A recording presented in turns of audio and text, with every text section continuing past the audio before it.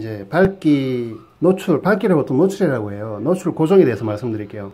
이제 유튜버 분들 중에서 이제 집안에서 촬영을 하는데, 그러니까 빛이 안 변하잖아요. 뭐, 햇빛 그늘에서 촬영을 하면 크게 빛이 변하지 않잖아요. 그럴 때는 이제 그 노출을, 밝기를 정해주면 됩니다. 그 정해주는 거 어떻게 하냐면, 한번 볼게요. 이거 일단. 밝기가 변하죠. 얘도 변하고 지금 찍고 있는 S6도 변하고 있는데, 이게 밝기를 안 변하게 하려면 지금 현재 여기 보면은 자동 모드예요. 동영상 자동 모드인데 뭐 설정할 수 있는 게 몇 가지가 있습니다. 백설표 표시 있죠. 별표, 백설표 표시.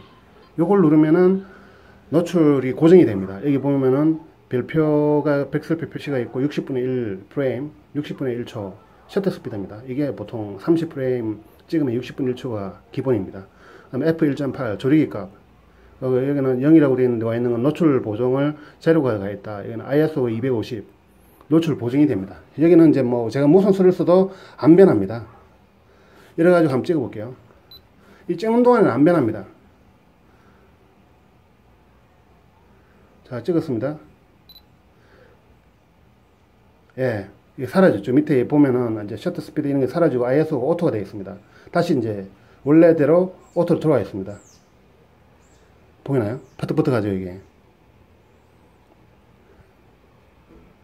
밝죠? 이게 벽에 보면 밝게 변했잖아요. 어두워지고. 이게 노출이 고정이 안 돼서 그런 거예요. 이럴 때는, 자, 볼게요. 자, 백설표 표시를 누르면은, 이게 딱 무슨 표시가 나고, 뭐 수치가 다 뜹니다. 이 값으로 찍겠다. 이 값은 안 변하잖아요, 지금. 제가 뭐라고 해도. 예, 보세요. 이게 백이 안 변하죠, 밝기가. 노출이 고정된 겁니다. 이렇게 하면, 왜 유튜브 분들 중에 막, 밝기가 변하니까 손으로 막 휘저으면서 어두워지니까 막 밝게 하려고 뭐 그런 게 있는데 그렇게 안 하셔도 됩니다. 이 기능만 쓰시면 돼요. 자, 그 다음에 이제 오토 포커스 락에 대해서 말씀을 드릴게요. 포커스를 이제 고정시켜 버리는 거예요. 포커스 왔다 갔다 하지 않고 얼굴에 딱 맞게끔, 아니면 어떤 제품만 포커스가 딱 맞아 있고 안 흔들리게, 포커스가 울렁울렁 하지도 않고, 이거는 포커스가 벗어나지도 않습니다. 딱 그 자리에만 포커스가 머물러 있는 기능입니다. 사실 얘가 수동 포커스가 되긴 되는데, 수동 포커스는 굉장히 불편해서 영화용으로 찍기에는 불편해요. 하지만 포커스 고정까지는 잘 됩니다. 포커스를 중간에 변화시킬 필요가 없는 수동 촬영에서는 포커스 락을 시켜놓고 해도 됩니다. 여기 보시면은 슈트 카메라 표시 2번에 보면 링 펑션 버튼 설정 AFL이라고 되어 있습니다. 여기 누르시면 여러 가지 설정들을 할 수가 있어요. 온갖 설정들 다 할 수가 있습니다. 저는 이게 AFL 오토포커스 잠금 후에 오토포커스 락에다가 이제 버튼을 값을 설정을 했거든요. 밖으로 한번 넣어 볼게요. 제가 이제 포커스 락에 대해서 말씀드릴게요. 지금 이제 이게 일단 수동으로 맞춰 봅니다. 이게 저기 소니 글자에 맞춰져 있습니다. 그리고 이제 여기 아까 제가 여기다가 할당을 했죠. 이 버튼에다가 포커스 락 기능을 할당을 했습니다. 이제 포커스가 정지가 됐습니다. AFL 글자가 떠져 있죠. 이 AFL 글자가 떠져 있어야 됩니다. 오토포커스 락이라는 기능인데, 이 글자가 떠 있어야지 포커스가 락이 됐다는 이야기예요. 없으면 포커스가 락이 안 됐으니까 변할 수가 있거든요. 자, 녹화 중입니다. 녹화 중일 때는 포커스가 안 변합니다.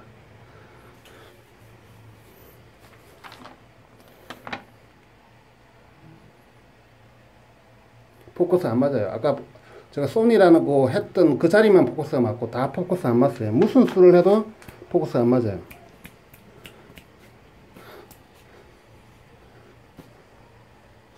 무슨 수를 해도 포커스가 안 맞아요. 예. 딱 그 자리만 포커스가 맞습니다. 아까 소니 제가 했던 그 자리만. 이게 이제 좋은 점이 있는데 안 좋은 점은 이제 왜 우리가 하다가 막 사람만 하는 게 아니고 앞에다가 뭐 물건을 내밀잖아요. 그럼 그거 포커스 안 맞으면은 안 되잖아요. 그랬을 때는 오토를 써야 됩니다. 어쩔 수 없이. 하지만 말만 할 때, 말만 하고 그냥 막 바로 말만 하고 얼굴 앞에서 뭐 그냥 손만 살짝 내민다든지 다른 부위에는 포커스를 맞출 필요가 없을 때는 이 기능을 쓰면 굉장히 깔끔하게 포커스가 정확하게 맞아떨어집니다. 그래서 이제 이 깔끔한 기능을 쓰시면 됩니다. 이번에는 셔터 스피드 고정에 대해서 말씀을 드릴게요. 가끔 찍다 보면 이 배경에 띠 같은 게 왔다 갔다 하는 게 있어요. 이걸 이제 촬영용어로 플리크라고 하는데, 이게 셔터 스피드가 안 맞아서 그렇거든요. 보통 이럴 때는 이 셔터 스피드를 60분의 1로 맞춰주면 됩니다. 좀 적어지죠. 그래도 약간 남아있는데, 이거는 이제 셔터 스피드를 조금만 더 낮춰주면 돼요. 수동으로. 물론 수동으로 하기 위해서는 이게 이제 수동 모드로 되어 있어야 됩니다. 이게 제가 자동이라고 말했죠. 자동에서 이제 수동 모드로 해놓고, 그러면 예, 수동 모드로 이제 되어 있습니다. 수동 모드로 하더라도 이게 밝기 ISO를 오토로 해두면은 자동으로 밝기는 설정이 됩니다. 이 조리개 값하고 뭐 맞춰주면 지가 알아서 ISO가 바뀌면서 되니까요. 여기서 보통 한 40분의 1? 30분의 1초까지는 쓸 수가 있는데 한 50분의 1이죠. 이게 40분의 1 정도로 해두면 이게 오르락거리라는 띠가 거의 안 보입니다. 이렇게 이제 설정을 해주시면 돼요. 셔터 스피드를 고정해 주시면 됩니다. 그 다음에 말씀드려야 될 게 이제 ND 필터인데요. 여기 ND 필터를 ON이나 OFF를 할 수가 있습니다. ND 필터라는 게 이제 사람으로 치면 선글라스 같은 기능인데요. ON을 하면 선글라스를 끼는 거고, OFF를 하면 선글라스 벗는 건데, 밝은 야외에서는 이제 이걸 ND 필터 켜고 찍는 게 좋아요. 그러니까 밝은 날 있잖아요. 뭐 흐린 날, 먹구름 낀 날 말고, 하여튼 뭔가 야외에 나가는데 밝다. 우리가 좀 이제 약간 눈살을 찌푸릴 때 있잖아요. 밝아서. 그런 날에는 그 ND 필터를 끼워주는 게 좋습니다. 비 오는 날, 아주 흐린 날, 비 오는 날, 실내 이런 데서는 전혀 쓰실 필요는 없고요. 이게 어떤 역할이냐면은 제가 알기로는 ND8이 들어갔다고 알고 있는데, 그러니까 원래 빛을, 얘가 이제 밝잖아요. 이걸로 하면은 이제 빛을 8분의 1로 줄여주는 기능이에요. 제가 수동으로 한번 해볼게요. 이 오토로 되어 있어서 그런데, ISO 한 2500까지 올랐는데, 자, ND를 껐습니다. 켰습니다. 이게 켜면은 ND가 끼면서 선글라스를 끼면서 광량이 8분의 1로 줄어듭니다. 광량이 8분의 1로 줄어드는데 이제 밝은 날 쓰면 좋은데, 이걸 왜 쓰느냐 하면 여기 보시면 이제 조리개 조절 때문에 그래서 이 조리개를 많이 열면은 이제 배경을 많이 날아가게 할 수도 있고, 그리고 문제는 이게 셔터 스피드가 이게 이제 표준이 일단 60분의 1초죠. 근처에서 왔다 갔다 해야 되는데, 광량이 많으면은 어둡게 하기 위해 가지고 엄청나게 올립니다. 이렇게 뭐 대부분 낮에 찍으면 1000분의 1초까지 올라갈 수가 있어요. 지금 실내라서 어두워서 이렇게 어두워지는데, 야외에서 찍으면 1000분의 1초에도 제법 광량이 나오거든요. 그러면 어떻게 되느냐, 제가 조금 전에 이제 야외에서 테스트를 한 게 있거든요. 그걸 보여드릴게요. 셔터가 올라가면 사람 움직임이 끊겨 보입니다. 그리고 셔터가 60분의 1초 정도 되면은 60분의 1초, 50분의 1초 되면 사람 움직임이 부드러워져요. 그래서 이제 끊겨 보이는 건 원래 이제 동영상에서는 ND 필터가 없기 때문에, 동영상에서는 대부분 다 이제 야외에서 ND 필터를 다 쓰게 되어 있습니다. 그게 캠코더에는 기본 기능이 다 들어가 있고, DSLR로 넘어오면서 DSLR이 사진용이다 보니까 이제 ND 필터가 기본적으로 제공하지는 않는 거고요. 그래서 ND 필터를 안 쓰시는 분들도 있는데, 기본적으로 동영상에서는 ND 필터를 다 써야 됩니다. 하지만 뭐 스마트폰 같은 경우에 ND 필터 자체가 없기 때문에 그냥 찍는 거죠. 그냥 대충 막 찍는 거죠. 근데 ND 필터를 써야 되는데, 문제는 이제 우리가 야외 촬영하다가 실내로 들어오면 ND 필터가, 야외에서 찍다가 ND 필터를 씌웠어요. 그런데 이제 실내에 들어오니까 너무 어둡죠. 근데 이제 밝기를 자동으로 해놓으면 그게 어둡지는 않게 보이거든요.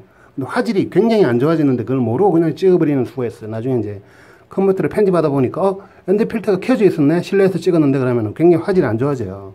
그래서 이제 그걸 깜빡하고, 이제 이게 왜냐 그러면 이제 캠코더는 외부에 이제 ND 필터 버튼이 있는데, 얘는 이제 내부에 소프트웨어적으로 있기 때문에 그 버튼을 꺼야 되는데 끄지는 못하는 거죠.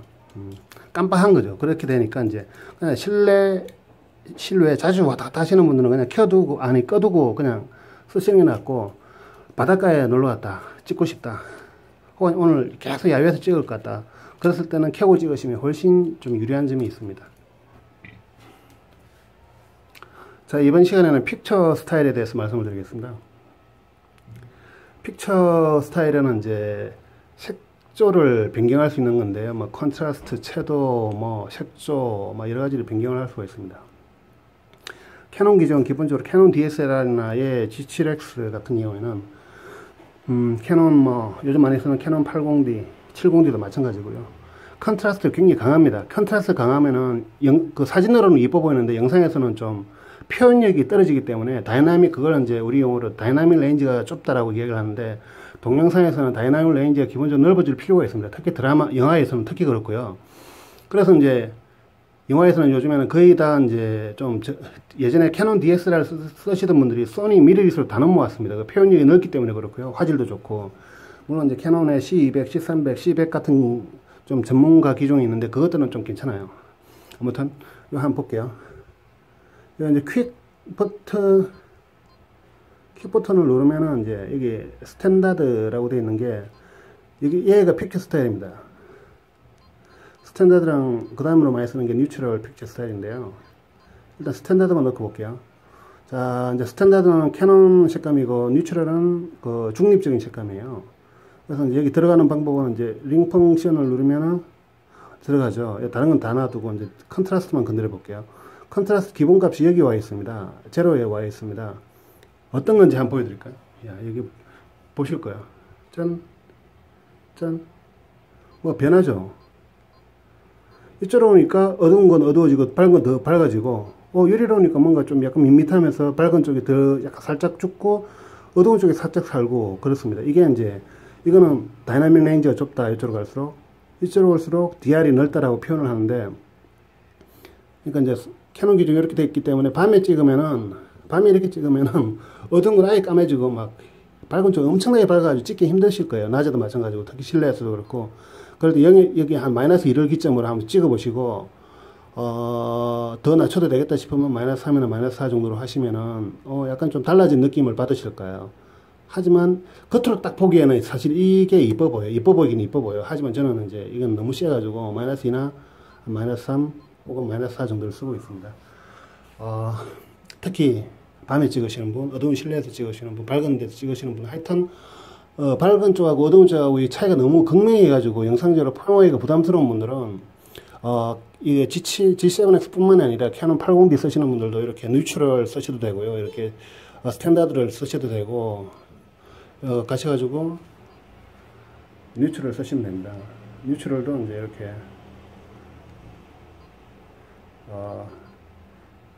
컨트라스트 한 마이너스 2 정도로 마이너스 3 정도로 해놓고 쓰셔도 되고, 캐논 80D 쓰시는 분들은 이제 아예 한번 시네 스타일이나 이런 걸 한번 깔아보세요. 그거는 이제 굉장히 표현 영역이 영화적으로 약간 좀 달라져요. 훨씬 더 플랫하게 찍는데 그것도 나름 재미가 있습니다. 많이 그 영상을 좀 좋아하시는 분들은 한번 해보시는 것도 재밌습니다.